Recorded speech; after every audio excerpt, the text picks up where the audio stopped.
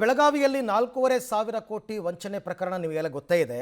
ಆದರೆ ಅದನ್ನು ಮೀರಿಸಿರ್ತಕ್ಕಂಥ ಒಂದು ಪ್ರಕರಣ ಮೈಸೂರಿನ ಚಿನ್ನತಂಬಿ ಪ್ರಕರಣ.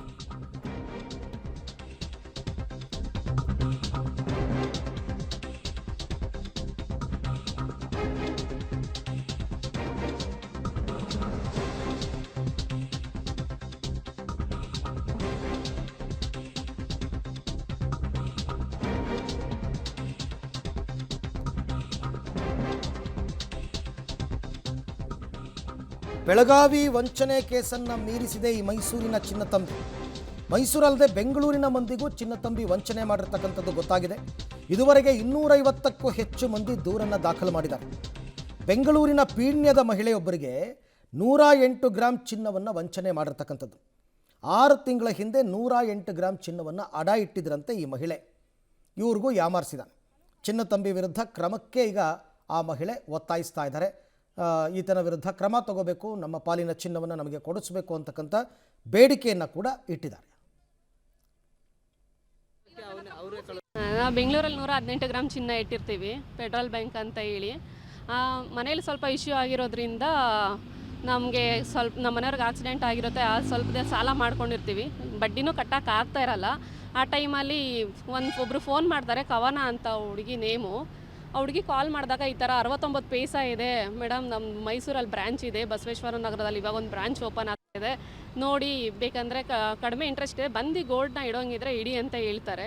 ಸರಿ ಅಂದ್ಬಿಟ್ಟು ನಾವು ಒಂದು 3 ಡೇಸ್ ವೆಯ್ಟ್ ಮಾಡ್ತೀವಿ. 3 ಡೇಸ್ ವೆಯ್ಟ್ ಮಾಡಾದಮೇಲೆ ಸರಿ ಅಂದ್ಬಿಟ್ಟು ನಾವೇ ಫೋನ್ ಮಾಡ್ತೀವಿ ಅವರಿಗೆ. ಫೋನ್ ಮಾಡಾದ್ಮೇಲೆ ಅವರು ಮ್ಯಾಮ್ ನಾವು ಬೆಂಗಳೂರಿಗೆ ಕಳಿಸ್ತೀವಿ ಇಬ್ಬರನ್ನ, ಅವ್ರ ಜೊತೆ ನೀವು ಕಾರಲ್ಲೇ ಬನ್ನಿ ಅಂತ ಹೇಳ್ತಾರೆ. ನಾವು ಕಾರಲ್ಲಿ ಸರಿ ಅಂದ್ಬಿಟ್ಟು ಅವರು ಮಧ್ಯಾಹ್ನ 1:15 ಬರ್ತಾರೆ. 1:15 ಬಂದಾದಮೇಲೆ ನಾವು ಡೈರೆಕ್ಟ್ ನಮ್ಮದು ಜೀವನ್ ಬ್ಯಾಂಕ್ ಇದೆ, ಅಲ್ಲಿ ಹೋಗಿ ನಾವು RTGS ಮಾಡಿಸ್ತೀವಿ. 7,53,000 ರೂಪಾಯಿ RTGS ಮಾಡಿಸ್ತೀವಿ. RTGS ಮಾಡಿಸಾದ್ಮೇಲೆ ಫೆಡ್ರಲ್ ಬ್ಯಾಂಕಿಗೆ ಹೋಗ್ತೀವಿ. ಅಲ್ಲಿ ಒಂದು 3 ಗಂಟೆ ಆಗಿರುತ್ತೆ RTGSಲ್ಲಿ, ಅಲ್ಲಿಗೆ ಒಡವೆ ಕೊಡಲ್ಲ ಅಂತ ಹೇಳ್ತಾರೆ. ಸರಿ ಅಂದ್ಬಿಟ್ಟು ನಾವು ಮತ್ತೆ ಮನೆ ಹತ್ರ ಬರ್ತೀವಿ. ಅವಾಗ ಅವ್ರು ಏನು ಬಂದಿರ್ತಾರೋ 3 ವ್ಯಕ್ತಿರು, ಒಬ್ಬ ಮಾತ್ರ ಮೋಹನ್ ಅನ್ನೋನು ಅವ್ರ ಅಕ್ಕ ಮನೆ ಹತ್ರ ಹೋಗ್ತಾರೆ. ಅವ್ರ ಅಕ್ಕ ಮನೆ ಹತ್ರ ಅಂದರೆ ಇನ್ನಿಬ್ಬರು ನಮ್ಮ ಮನೇಲಿದೆ ಸ್ಟೇ ಆಗ್ತಾರೆ. ನಾವು ಹೋಗ್ಲಿ ಅಂದ್ಬಿಟ್ಟು ಪಾಪ ಮೈಸೂರಲ್ಲಿ ಬೆಂಗಳೂರಲ್ಲಿ ಗೊತ್ತೋ ಇಲ್ವೋ ಅಂತ ನಾವು ಸ್ವಲ್ಪ ಸ್ಟೇ ಮಾಡೋಕ್ಕೆ ನಮ್ಮ ಮನೆ ಮೇಲೆ ಜಾಗ ಕೊಡ್ತೀವಿ ಅವರಿಗೆ. ಜಾಗ ಕೊಟ್ಟಾದ್ಮೇಲೆ ಆ ವ್ಯಕ್ತಿ ನಾವು ಈ ಬಗ್ಗೆ ಮತ್ತಷ್ಟು ಮಾಹಿತಿ ನನ್ನ ಕೊಲೀಗ್ ಪವಿತ್ರ ಅವರಿಂದ ಪಡ್ಕೊಳ್ಳೋಣ. ಪವಿತ್ರ, ಯಾವ ರೀತಿ ಮೋಸಗಳಾಗ್ತಾ ಇದೆ, ಜನ ಯಾಕಿಷ್ಟು ಸುಲಭವಾಗಿ ಯಾಮಾರ್ತಾ ಇದ್ದಾರೆ ಅಂತಂದ್ಬಿಟ್ಟು, ಇವ್ರಿಗಾಗಿರೋ ಅನ್ಯಾಯ ಏನು, ಇನ್ನೂ ಯಾರ್ಯಾರು ದೂರನ್ನು ದಾಖಲು ಮಾಡಿದ್ದಾರೆ ಇಲ್ಲಿ ತನಕ?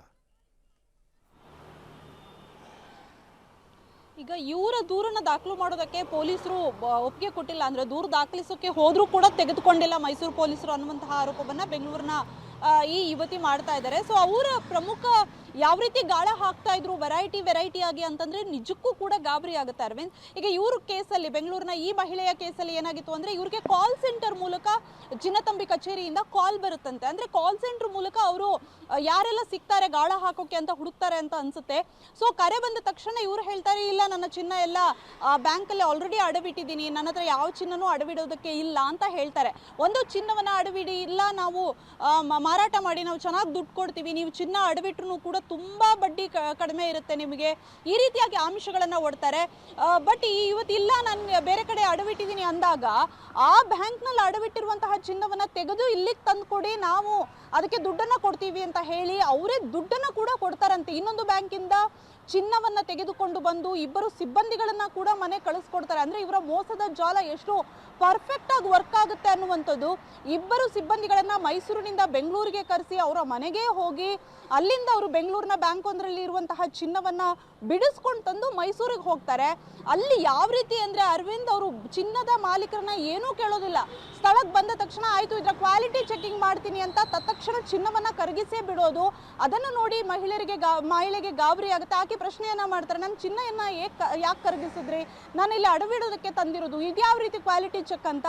ಅಷ್ಟು ಹೇಳಿದ ತಕ್ಷಣ ಆತನ ವರಸೆಯೇ ಬದಲಾಗುತ್ತೆ. ಆರಂಭಿಕ ಹಂತದಲ್ಲಿ ಚೆನ್ನಾಗಿ ಮಾತಾಡಿಕೊಂಡು ಗ್ರಾಹಕರೇ ದೇವರು ಅನ್ನುವಂಥ ತರ ಇದ್ದಂತಹ ಚಿನ್ನತಂಬಿ ಬೆದರಿಕೆ ಹಾಕೋದಕ್ಕೆ ಶುರು ಮಾಡ್ತಾರಂತೆ. ಜೊತೆಗೆ ಆತನ ಕಚೇರಿಯ ಸಿಬ್ಬಂದಿಯೂ ಕೂಡ ಬೆದರಿಕೆ ಹಾಕ್ತಾರಂತೆ. ಇಮಿಡಿಯೇಟ್ 7 ಲಕ್ಷ ತಂದು ಕೊಟ್ರೆ ನಾನು ಈ ಚಿನ್ನವನ್ನ ವಾಪಸ್ ಕೊಡ್ತೀನಿ, ಇಲ್ಲ ಅಂದ್ರೆ ಈ ಕಚೇರಿಯಿಂದ ನಿಮಗೆ ಗೇಟ್ ಪಾಸ್ ಹೊರಗಡೆ ಹೋಗಿ ಅಂತ ಯಾರೆಲ್ಲ ಬೇರೆ ಸಿಬ್ಬಂದಿಗಳನ್ನ ಕರ್ಕೊಂಡೋಗಿ ಅವರ ಇವ್ರನ್ನ ಹೊರಗಡೆ ಕಳಿಸುವಂತಹ ಪ್ರಯತ್ನವನ್ನ ಮಾಡ್ತಾರೆ. ಸೊ ಈ ರೀತಿ ಮೋಸದ ಜಾಲ ಕೇವಲ ಮೈಸೂರು ಮಾತ್ರ ಅಲ್ಲ, ಬೆಂಗಳೂರಿಗೂ ಇವರ ನೆಟ್ವರ್ಕ್ ಹಬ್ಬಿದೆ ಅನ್ನುವಂಥದ್ದು ಗೊತ್ತಾಗಿದೆ. ಈಗ ಒಂದಿಷ್ಟು ಜನ ಮತ್ತೆ ಮುಂದೆ ಬರ್ತಾ ಇದ್ದಾರೆ, ಇನ್ನೆಷ್ಟು ಜನ ಇದ್ದಾರೋ ಏನು ಅನ್ನುವಂಥದ್ದು ಗೊತ್ತಾಗಬೇಕಾಗಿದೆ. ಥ್ಯಾಂಕ್ ಯು ಪವಿತ್ರ, ತಮ್ಮ ಎಲ್ಲ ಮಾಹಿತಿಗಾಗಿ ಧನ್ಯವಾದ.